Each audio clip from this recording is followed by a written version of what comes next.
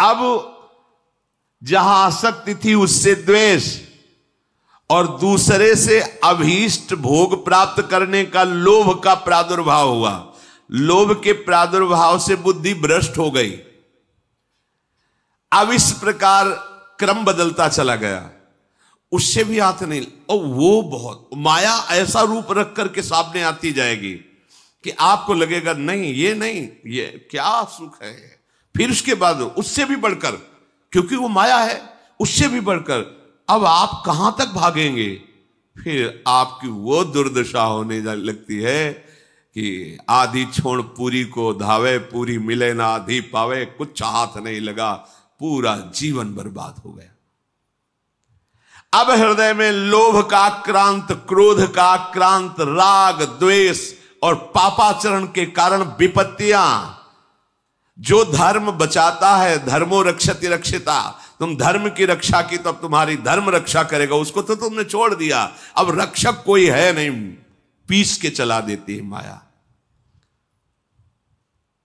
चलती चक्की देख के दिया कबीरा रोए, दो पाटन के बीच में साबित बचा न कोई। तो चलती चक्की देख के दिया कमाल ठठाए, राह सहारे कील के तो बाल न बांका जाए। इस संपूर्ण सृष्टि संचालन की कील है श्री भगवान। राधा राधा कृष्ण कृष्ण कृष्ण, राह सहारे कील के तो बाल न बांका। वो सब संभाल लेंगे जो बिगड़ा हुआ है। एक बार तो आप कदम रखो अध्यात्म में। अब वो क्या करता है, सारा नाटक करने लगता है केवल अपनी वासनाओं की पूर्ति के लिए। चाहे वो धर्माचरण का नाटक हो, चाहे सेवा का नाटक हो, समाज कुछ भी, वो केवल नाटक करने लगता है अपनी वासना की पूर्ति के लिए। वो केवल नाटक करने लगता है धन के लिए। धर्म का बहाना, सेवा का बहाना, और धन प्राप्ति की चाह, वासना की पूर्ति की चाह, यही पाप चाह है और यही उसकी दुर्गति कर देती है। इसलिए अपने मित्र बनो। क्या, जब इंद्रियां आपको विषयों में फंसाने जा रहे हो, उसी समय शास्त्र की बातें, गुरुजनों की बातें तुरंत हृदय में लाओ और उसे काटो। पर यह ऐसा नहीं होता, हम फंसने के लिए राजी। ये माया ऐसी मीठी छुरी है, अपने हाथ से गला काट लोगे। ऐसा मीठा जहर है, अपने हाथ से मांग के लड़ के पालोगे। नहीं नहीं, आप मुझे दीजिए, जो होगा देखा जाएगा, ऐसा जहर है। हितैषी मित्र वही है, वही विद्वान है जो ऐसा करने से अपने को रोक ले। बहुत सुंदर है प्रसंग साधकों के लिए, अध्यात्म मार्ग के पथिकों के लिए। अगर वो ठीक से चलेगा तो जैसे आकाशवाणी होती है, ऐसे उसके हृदय में वाणी प्रकट हो जाएगी। आकाशवाणी जैसे नहीं हुई, भीम जी जा रहे थे, आगे मत जाना, युधिष्ठिर जी जा, आगे मत जाना, आगे सिद्ध और देवताओं का प्रवेश है, कोई अपराध बन जाएगा।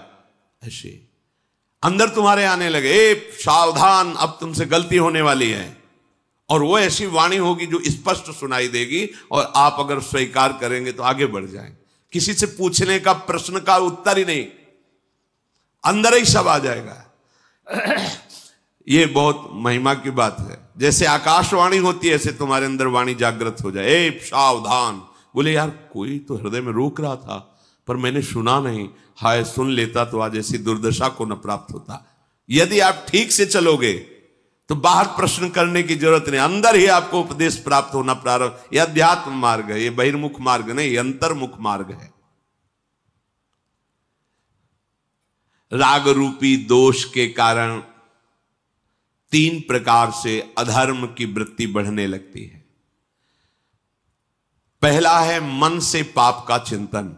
कलयुग में नहीं लगता है, पर मन से पाप का चिंतन होते संकल्प बन जाता है, क्रियाओं में उतार देता है। इतनी सामर्थ्य कलयुगी पुरुष की नहीं कि मन से किए हुए चिंतन को रोक सके, संकल्प ना बनने दे, क्रिया ना होने दे।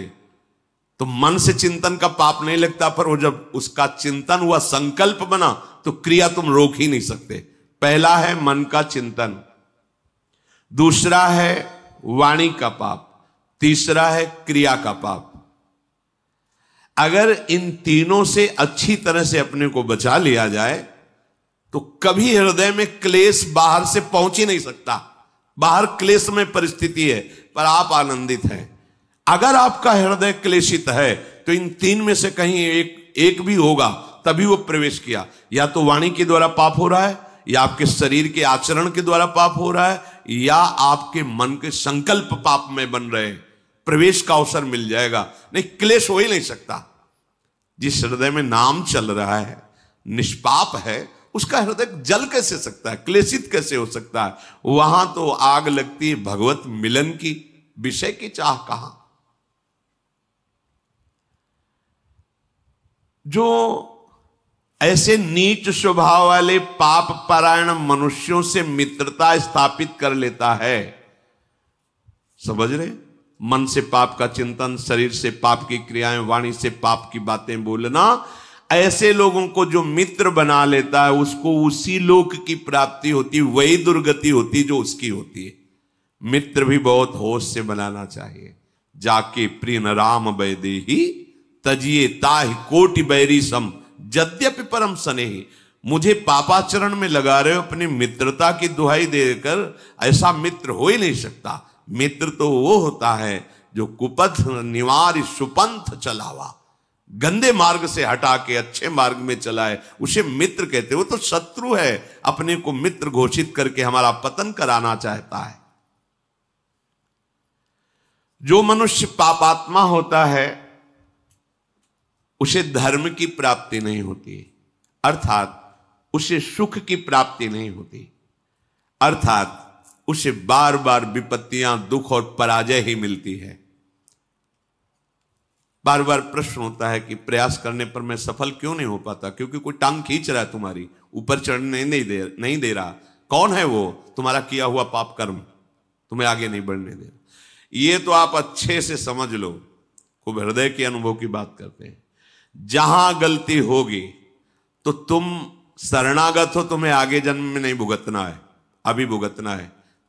क्योंकि कैसे भी हो तो श्री जी के ना, आप देख लेना, अगर गलती करोगे तो इसी, अब आगे के लिए तो नहीं, क्योंकि बहुत कृपा है, वो तो विश्वास करो। शरणागत हो, जैसे भी हो, मेरी महारानी जो नेक हो नरिस कहूं, भूली हूं ना हो सकी, स्वभाव है। पर मेरे प्रीतम का जो विधान है तुरंत भोगना होगा, तुरंत। ये जो पापाचारियों को तुरंत भोगना नहीं होता ना, क्योंकि इनको बहुत भोगना है। शरणागत को तुरंत उसका दंड मिलेगा, 2, 4, 6 दिन में, 10 दिन में देख लेना। अगर थोड़ी भी गलती हुई है तो आपको झुकना पड़ेगा, आपको जलना पड़ेगा, आपको रोना पड़ेगा, आपको कष्ट भोगना पड़ेगा तुरंत, क्योंकि वो ब्याज सहित आगे नहीं मिलना है। तुम शरणागत हो, तुरंत हिसाब होगा। पर जो पापाचारी जन होते हैं, वो जब पापाचरण करते हैं तो उनको तुरंत पुण्य लगा दिया जाता है उनके साथ। अब उनको लगता है कि मेरे पाप का कोई परिणाम तो मिल नहीं रहा, बड़ी मस्ती है, पर वो जान नहीं रहे कि जिससे मस्ती आ रही वो तो खत्म हो रहा है। अब जो हमने नई फसल बोई, पुराना जो पाप है जब मिलेगा तो मस्ती की क्या बात, श्वास लेने लायक नहीं रह जाओगे। बहुत सावधान। उपासक को चाहिए कि जिन सुखों को तुम भोगों में ढूंढ रहे हो वो वहां नहीं है, वो तुम्हारे अंदर है। सुख राशि तुम्हारा स्वरूप है। आनंद सिंधु भगवान तुम्हारे हृदय में बैठे, तभी विश्राम मिलेगा। मान लो, अगर ये बात तुम्हारी अभी समझ में नहीं आ रही तो मान के चलोगे तो समझ में आ जाएगी। सबके भीतर महासुख है, बाहर नहीं है। हम सब बाहर ढूंढ रहे हैं, आज तक कोई सुखी नहीं हुआ। लौटो, अंदर लौटो। सर्वात्मना न विसृजेत बहिरिंद्रियाणि एकश्चरण चित्त मनंत ही से। अपने चित्त को अनंत महिमा वाले प्रभु के नाम में लगा दो, उनकी लीला कथा में, उनकी सेवा में सत्कार्य करते, अभी आनंद आ जाएगा। अभी आनंद की पहचान ही आप नहीं जानते। तुम्हारी बुद्धि पवित्र हो जाएगी, तुम सूक्ष्म हो जाओगे, तुम्हारे सामने तत्व होगा, ये सृष्टि नहीं होगी। तभी तुम महात्मा कहे जाओगे। महात्मा उसी के आगे लगता है सर्व रूपों में अपने प्रभु का साक्षात्कार कर लेता है।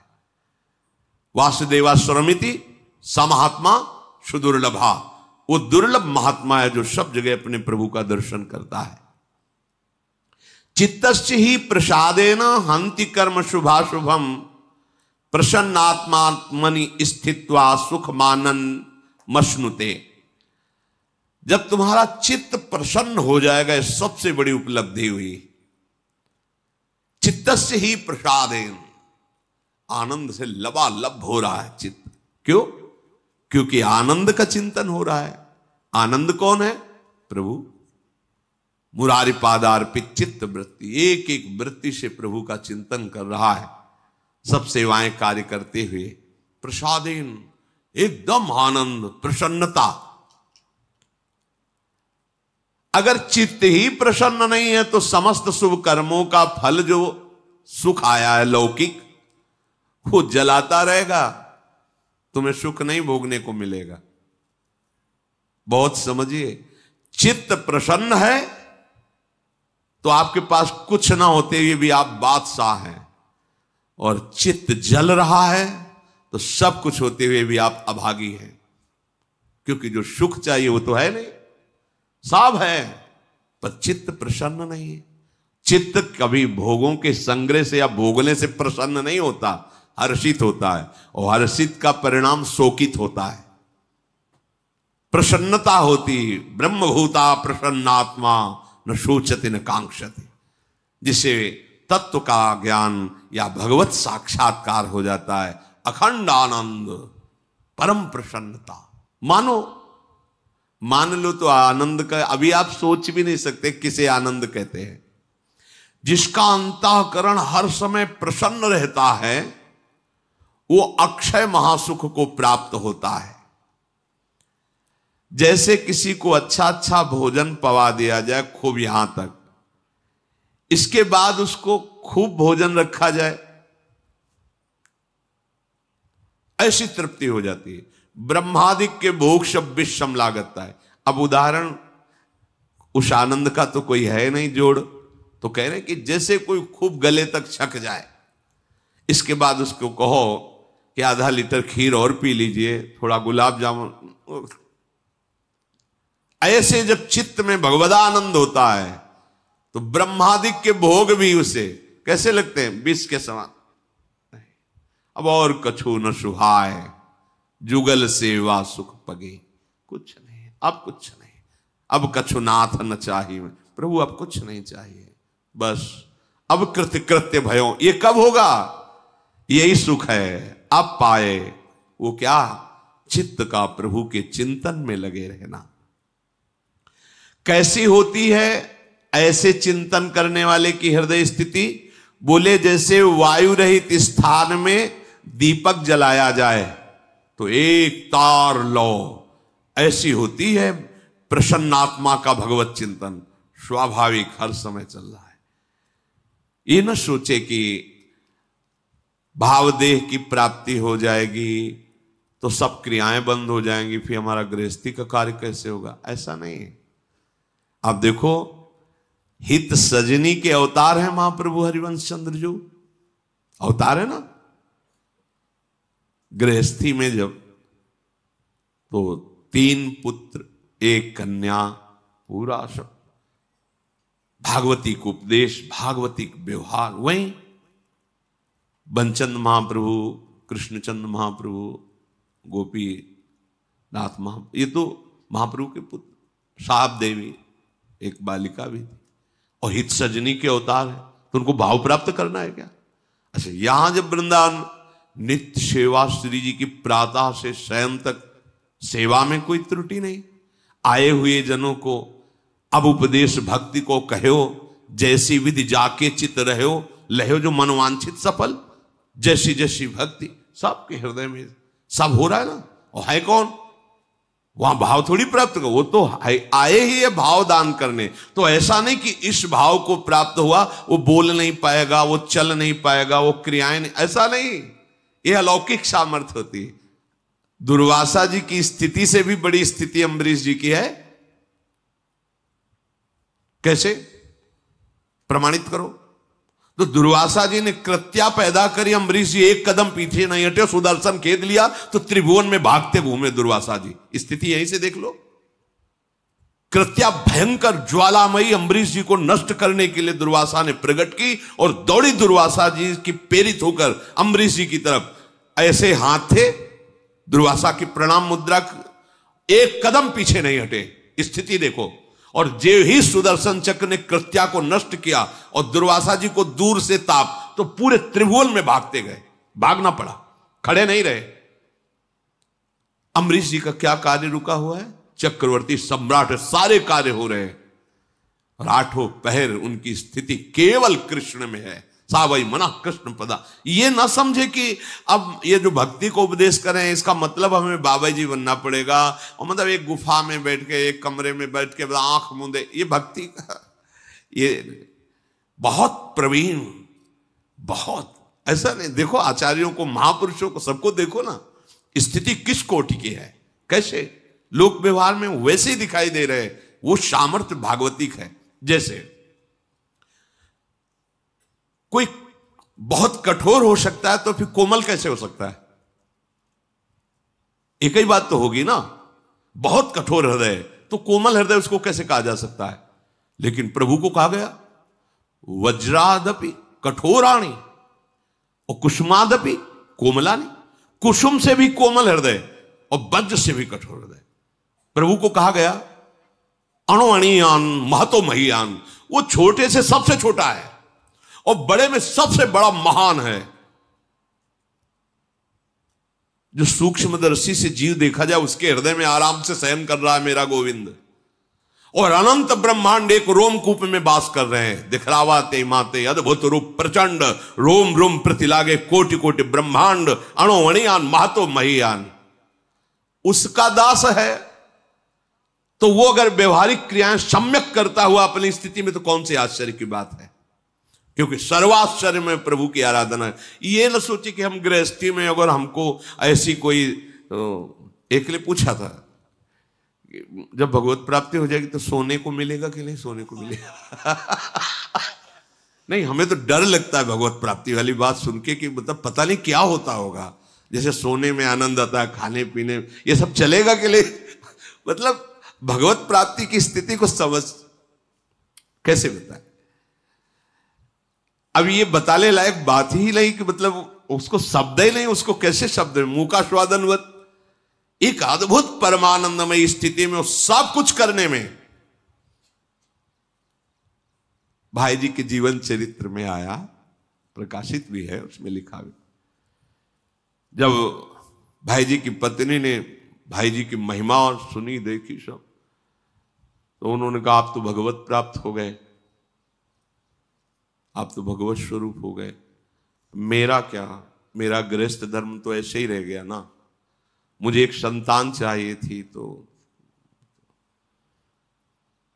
भाई जी ने इसे सर पे हाथ रखा, कहा तू क्यों चिंता करती है, तेरे लिए हनुमान प्रसाद ही है। और इसके बाद सावित्री नाम की कन्या प्रकट हुई। जिन भगवान से अनंत ब्रह्मांडों का सृजन होता है, उनके दास के संकल्प से एक कन्या प्रकट हो जाए, कोई बड़ी बात है? भोग इच्छा नहीं है, लेकिन उनमें इतनी सामर्थ्य है।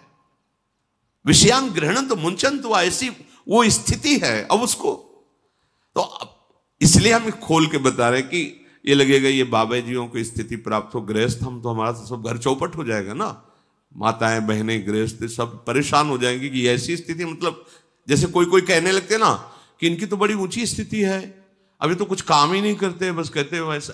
देखो हम आपको प्रार्थना करते हैं कि ऐसा कोई नाटक मत करो जिससे भक्ति को आप दोषी ठहराएं कि जिसके हृदय में भक्ति आ जाती है वो किसी कार्य लायक नहीं रह जाता। ऐसा मत कीजिए, नाटक मत कीजिए। हम आपको प्रार्थना करते हैं, आप लोग घंटा 2 घंटा 4 घंटा भक्ति करते होगे, संत जन जीवन इसी में चला जाता है, और फिर आपके बीच में बैठ करके वो बेहोश तो नहीं हो जाते हैं?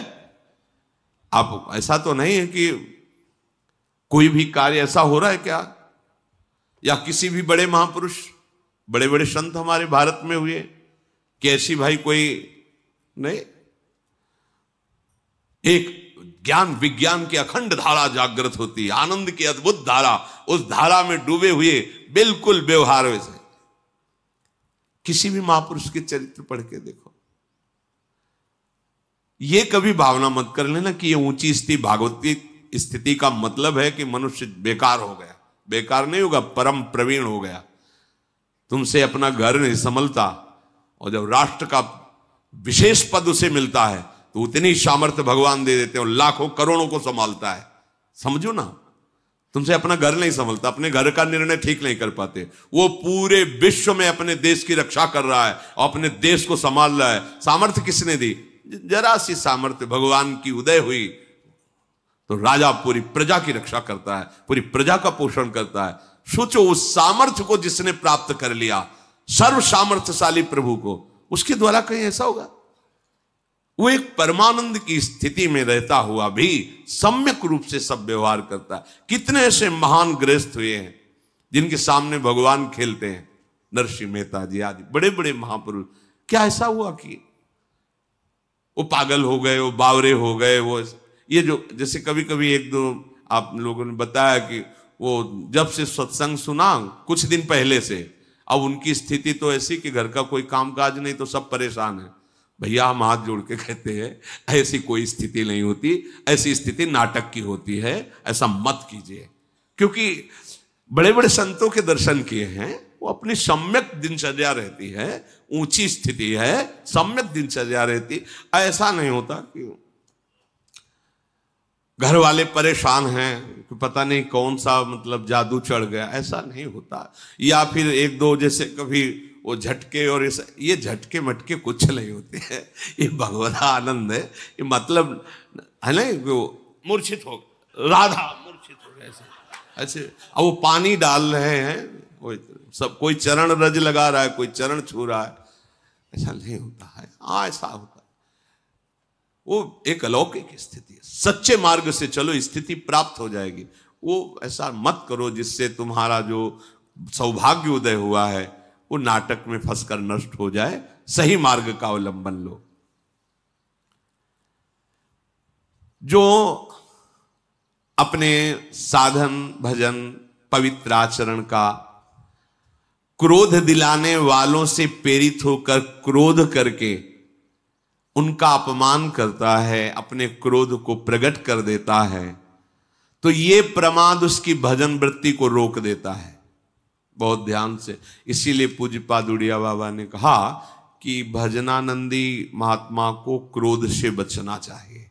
1 महीने के किए हुए भजन को 1 बार का क्रोध प्रभाव रोक देगा।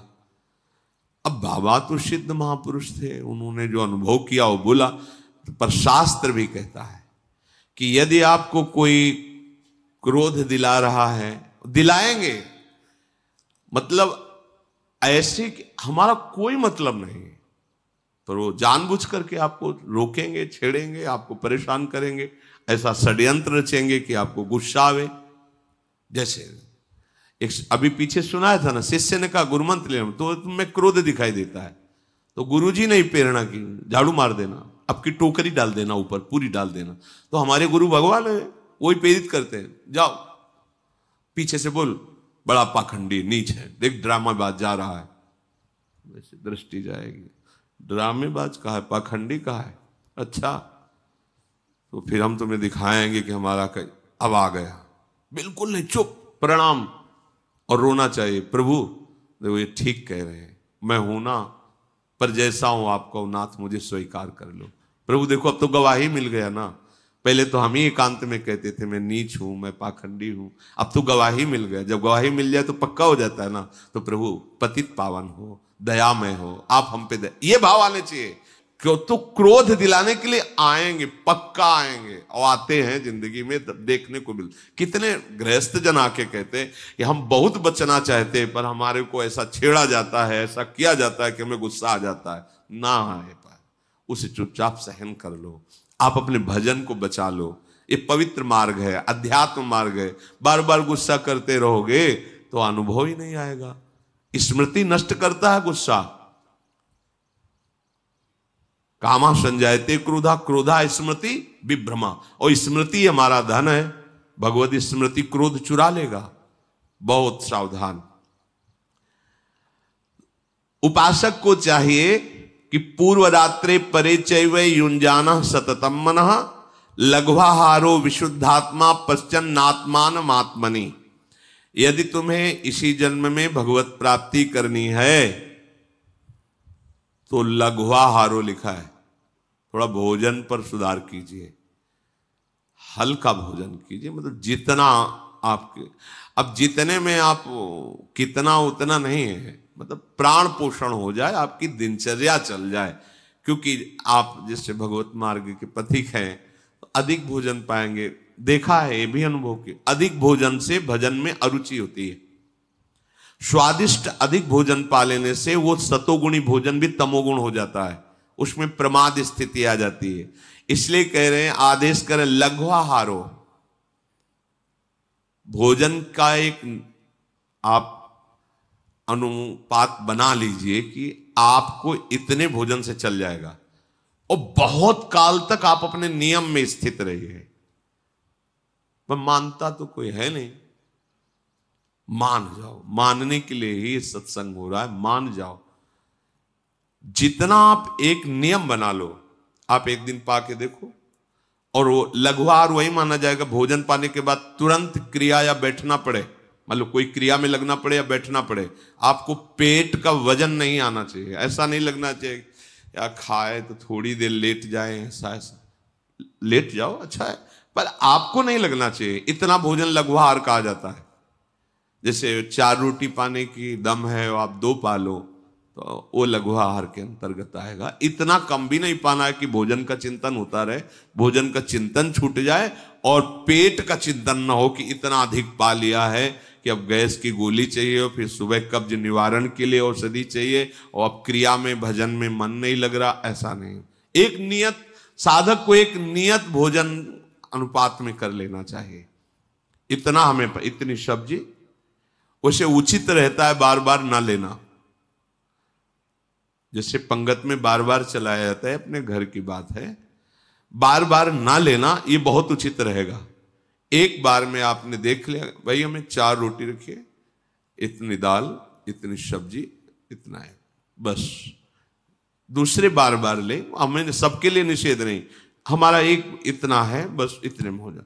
अब पा लिया, बस उठे, बोले खीर अमुक अमुक, हाँ ठीक है, आप इतनी खीर रख, हाँ बस ठीक है, ठीक है। वो अनुपात देख लिया हमारा भोजन, हाँ बस ठीक जाए। अब वो बहुत अच्छी चीज लगी, दोबारा मांगना नहीं। तो ऐसे आप चल सकते हो। अगर परोसने में गरम गरम बार बार में, तो फिर अरे नहीं लीजिए, एक और गुलाब जामुन लीजिए, तो चलो नहीं मानते हो तो लाओ, ऐसे ऐसे। और साधु समाज में सिखाया जाता है कि पंगत पवाने का मतलब समझते हो, पंगत पवाने वाला बहुत प्रवीण होना चाहिए। ना कब माना जाता है, जब पीछे से उठ जाए, ऐसे नहीं, ऐसे तब नहीं माना जाता। बोले ऐसे, अब जानते हो कैसे ना किया जाता है, बोले खीर खीर खीर, सामने खीर नहीं, ऐसे हाथ हटा के, हम तब, अरे आप क्यों डाल दिए नहीं तो तब होता नहीं, नहीं एकदम ऐसे होता है ना, मतलब उठ गया एकदम, उसे माना जाता है। नहीं नहीं, ऐसे हाथ तो हटा लिया, और जब नहीं ना ही कहते कहते वो परस गया, तब वो बोले, ऐसा नहीं। भोजन का एक नियत अनुपात रख लीजिए।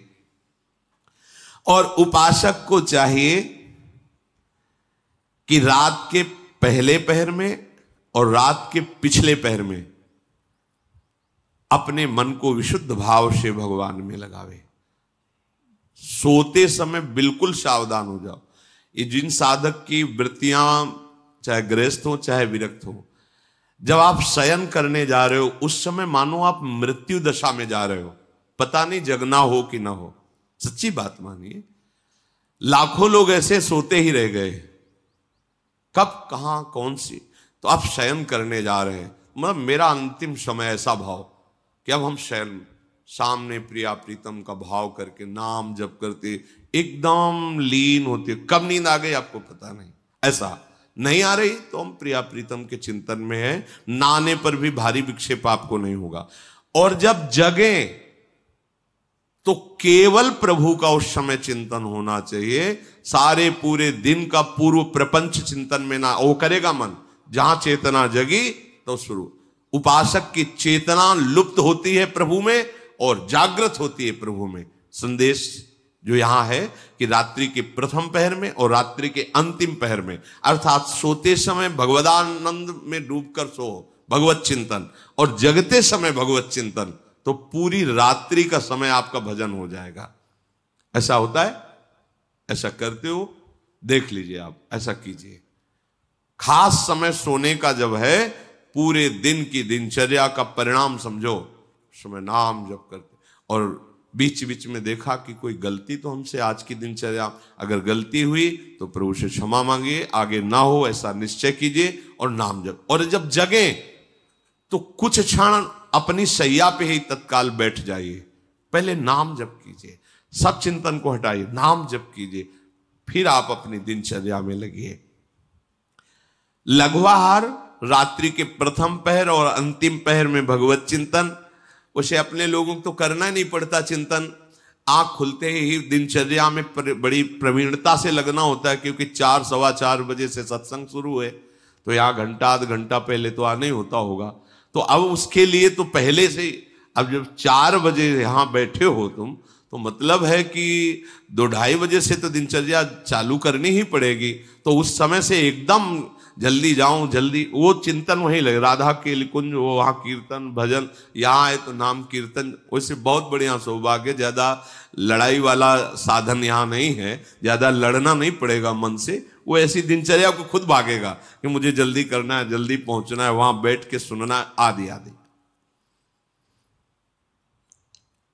प्रज्वलित तेज उसके हृदय में प्रकाशित हो जाता है, उसी तेज में सारे गलत विचार भस्म हो जाते हैं। ये लड़ाई नहीं लड़नी पड़ती, थोड़ा तो सही ढंग से चलो। अब जितना भी बताओ सुन लोगे, पर मन के अनुसार चलना अच्छा लगता है, शास्त्र के अनुसार चलना अच्छा नहीं। आज्ञा पालन कर लो, सच्ची बात कहते हैं, आज्ञा पालन कर लो। हमारा हंसना, हमारा खेलना, हमारा तुम्हारा दुलार करना, तुम्हारा डांटना, केवल एक ही बात, तुम्हारे मन को मैं पकड़ पाऊं। मन को पकड़ लिया ना, वो ऐसे पकड़ में नहीं होता, ये ऐसा भूत है, अभी यहां कल वहां वहां वहां, ऐसे इसका स्थान ही समझ में नहीं आता है, और वो तुम्हारे सहयोग से समझ में आएगा। तो जैसे ज्यादा इससे बैर भी नहीं किया जा सकता, क्योंकि हमें इसी से भगवत प्राप्ति करनी। बात ये भी समझो, इसी से हमें भगवत प्राप्ति करनी। सावई मना कृष्ण पदार विंदयो, इसको थोड़ा दोस्ती भी देनी है और थोड़ा टाइट भी रखना है। ना तो बराबर इसे टाइट रख सकते हो, ना तो बराबर इससे दोस्ती कर सकते हो, दोनों बात होनी चाहिए। जब ये हठ पे हो तो घुमा के ऐसा ही करना है, अब तो आज रसगुल्ला पाना ही है, अब उठान लिया, अब तो माला में जा राधा नाम ध्यान करोगे तो रसगुल्ला आएगा। ये बहुत चतुर है, बहुत चतुर।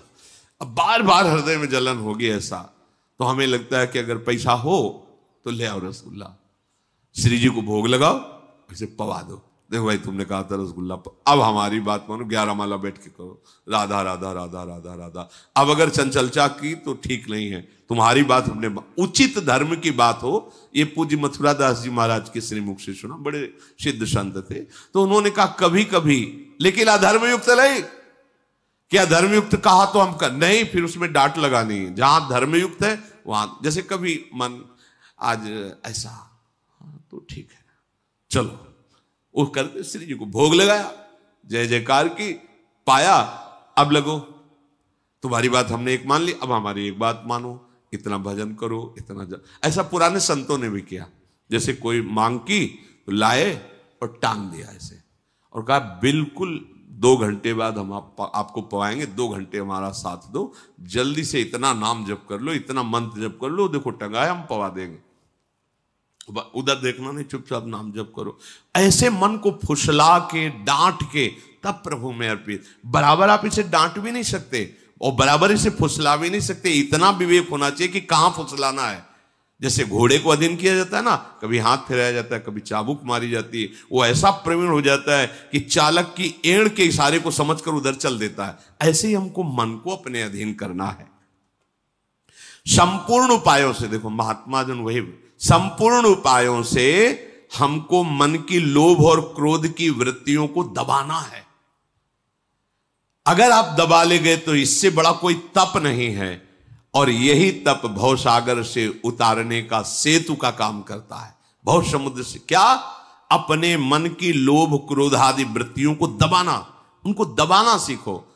आप दब जाते हैं उनसे, आप इनको दबाना सीखो। थोड़ा सा आप अपने स्वरूप में आइए, आप अपार सामर्थ्य रखते हैं। सच्ची बात, नारायण को अधीन कर सकते हैं। ये तो सब छोटी मोटी बात। नारायण को होए अधीन, संग ही संग डोले, भक्तन पाछे यो फिरे, जो बछड़ा संग गाय। समझो, आप में इतनी सामर्थ्य है कि आप अपने प्रेम बंधन की डोरी में प्रभु को बांध सकते हैं। पर आप अपनी सामर्थ्य को भूलकर इंद्रिय और विषय में इतना लीन हो गए कि आप रोने लगते हैं, निराश हो जाते हैं। अब हम जी नहीं सकते, अब हमें भोग चाहिए, हमें बहुत कमजोर हो गए। ये सत्संग आपको इसीलिए श्री जी सुनवा रहे, आप बलवान बने, आप भगवत अंश हैं। अपनी इंद्रियों को निर्विषय करते हुए सच्चिदानंद प्रभु की प्राप्ति इस जन्म में करनी ही करनी है। इसमें कोई भी दो राह मत रखो। आप जो होगा सो होगा। अब इस जन्म में प्रभु से मिलना है, एक बार ठान लो, प्रभु से मिलना है, सब ठीक हो जाएगा। और जब आप ठान लोगे तो दूरी नहीं रहती। ये मार्ग ऐसा है, ये जैसे कोई छड़ी इतनी बड़ी नहीं दिखाई देती, खोलो तो लंबी निकलती चली जाती, फिर उसे कर दो छोटी हो। ये देहाभिमानियों के लिए बहुत लंबा मार्ग है, जन्म जन्म। और शरणागतों के लिए बिल्कुल छोटी छड़ी की तरह समिट जाता है। ऐसे प्रभु मिल जाते, इन्हीं नैनन सब सुख देखे। बहुत दूर है, बहुत कठिन है भगवत प्राप्ति। किसको? मुझे। लेकिन आपको तो आपके अजात पक्षायु मातरम खगा शरण में हो जाओ और पुकारो राधा राधा, मंगल हो जाएगा।